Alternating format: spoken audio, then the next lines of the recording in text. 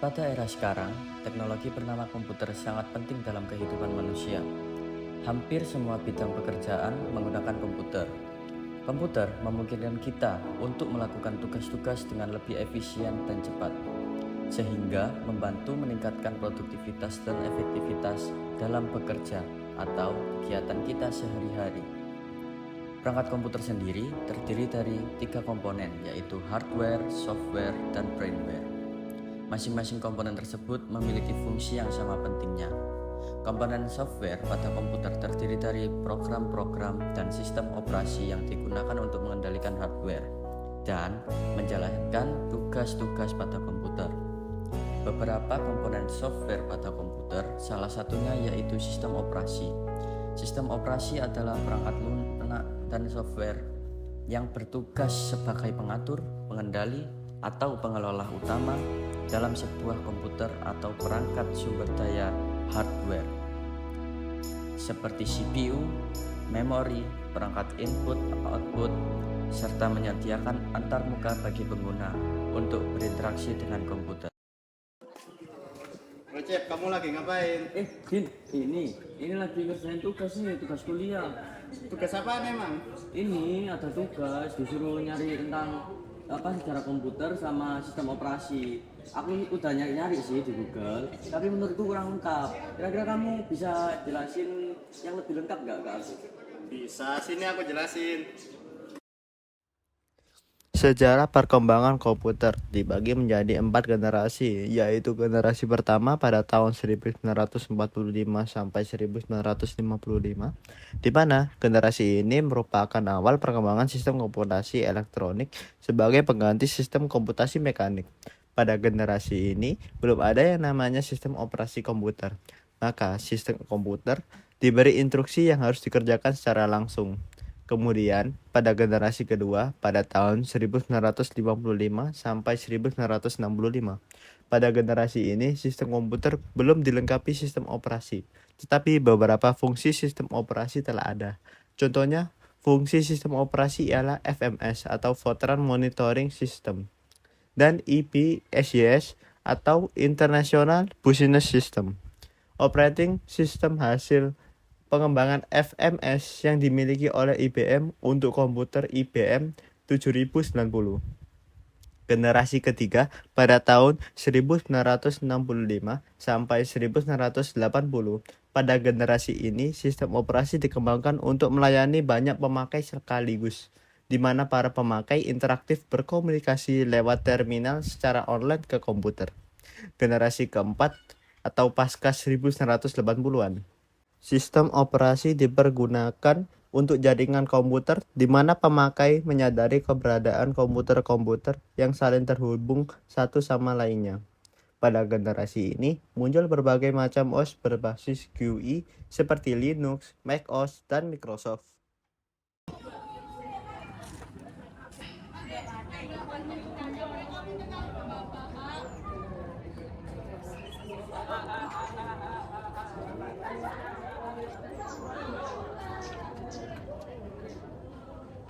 Kalian pada ngapain? Kayaknya seru banget nih. Oh ini si Udin lagi ngejelasin tentang sejarah komputer. Oh ya, kita kan ada tugas matkul operasi. Kalian udah ngerjain belum? Oh iya, aku belum. Aku tuh kurang paham sama sistem operasi itu kayak gimana. Ada yang bisa jelasin nggak? Kamu aja nggak paham apalagi aku. Sama aku juga belum paham, yang aku tahu cuma sejarah komputernya aja. Aku udah ngerjain nih. Mau aku jelasin nggak? Mau dong.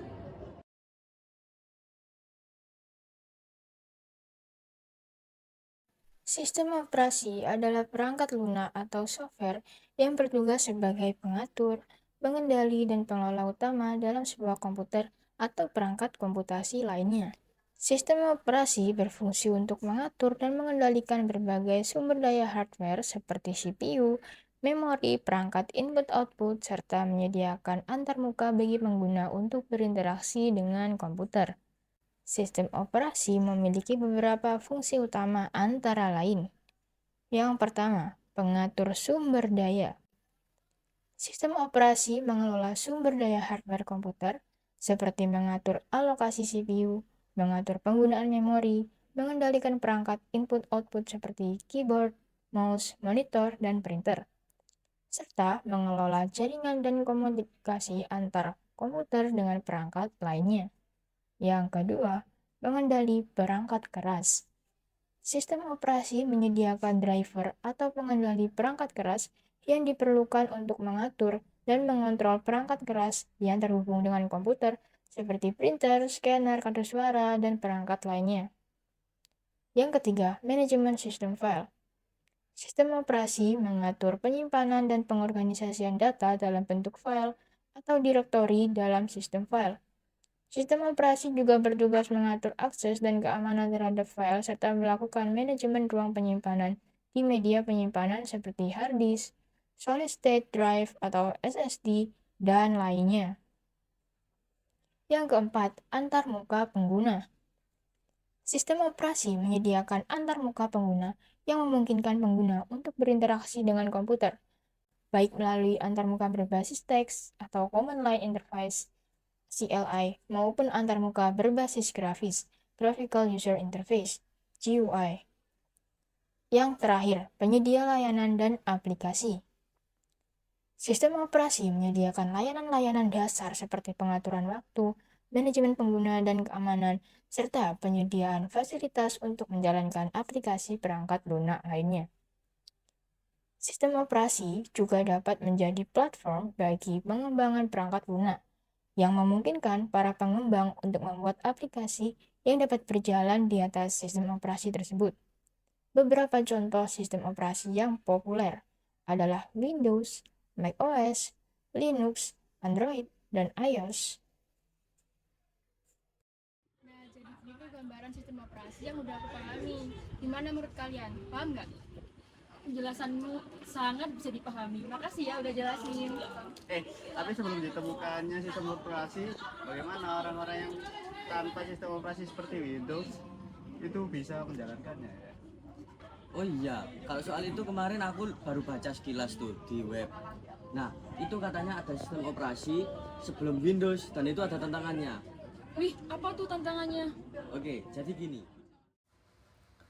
Tantangan penggunaan komputer sebelum ditemukannya Windows sebagai sistem operasi populer saat ini. Di antaranya adalah pertama, antarmuka pengguna yang rumit. Sebelum ditemukannya Windows, komputer menggunakan antarmuka pengguna berbasis Command Line Interface yang rumit dan memerlukan pengetahuan teknis yang tinggi, sehingga penggunaan komputer terbatas pada kalangan yang memiliki pemahaman teknis yang tinggi. Kedua, terbatasnya aplikasi yang tersedia. Pada masa sebelum ditemukannya Windows, aplikasi yang tersedia untuk komputer sangat terbatas dan umumnya hanya digunakan untuk tujuan akademik, ilmiah, atau militer, dan belum dapat digunakan secara luas oleh pengguna umum. Ketiga, keterbatasan kompatibilitas. Sistem operasi pada masa sebelum Windows belum memiliki standar kompatibilitas yang jelas antara perangkat keras dan perangkat lunak, sehingga pengguna harus menghadapi kesulitan dalam mengintegrasikan perangkat keras yang berbeda dan menjalankan aplikasi yang kompatibel dengan sistem operasi yang digunakan. Keempat, biaya yang tinggi. Komputer pada masa sebelum Windows umumnya memiliki biaya yang tinggi, baik dari segi perangkat keras maupun perangkat lunak. Harga perangkat keras seperti komputer, printer, dan periferal lainnya masih sangat mahal saat itu, sehingga tidak semua orang dapat mengakses dan menggunakan komputer dengan mudah. Dan yang terakhir, kurangnya standar industri. Pada masa sebelum ditemukannya Windows, belum ada standar industri yang jelas dalam hal interoperabilitas antara perangkat keras dan perangkat lunak. Kurangnya standar ini menyulitkan integrasi antara perangkat keras yang berbeda dan membuat pengguna harus menghadapi tantangan dalam memilih dan menggunakan perangkat keras dan perangkat lunak yang kompatibel. Oh, jadi gitu ya? Kalau lihat penjelasannya Ucap, ternyata bener ya, sistem operasi Windows mempermudah kita.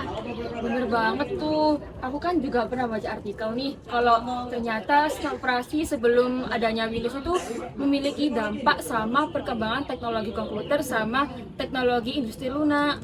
Masa iya?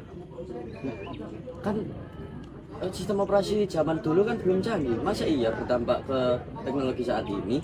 Sini aku jelasin. Jadi gini ya. Dampak yang pertama yaitu inovasi dalam antar pengguna.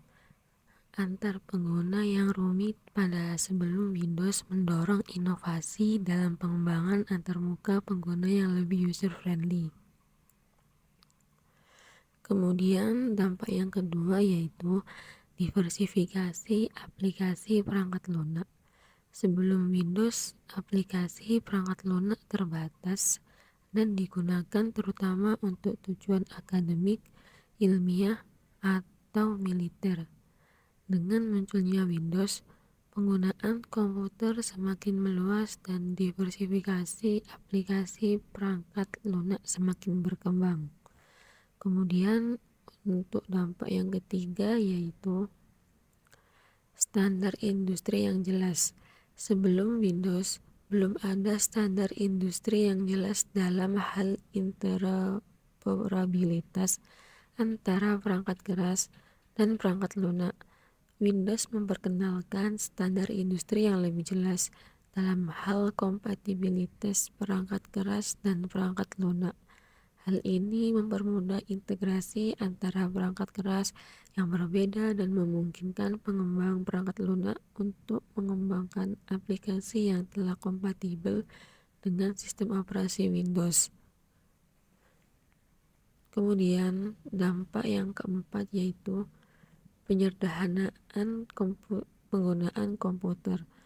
Windows menghadirkan antarmuka pengguna yang lebih sederhana dan intuitif, serta aplikasi yang lebih mudah digunakan oleh pengguna awam. Hal ini meningkatkan adopsi dan penggunaan komputer oleh kalangan non-teknis yang pada gilirannya mendorong pengembangan teknologi komputer yang lebih ramah pengguna dan user-friendly.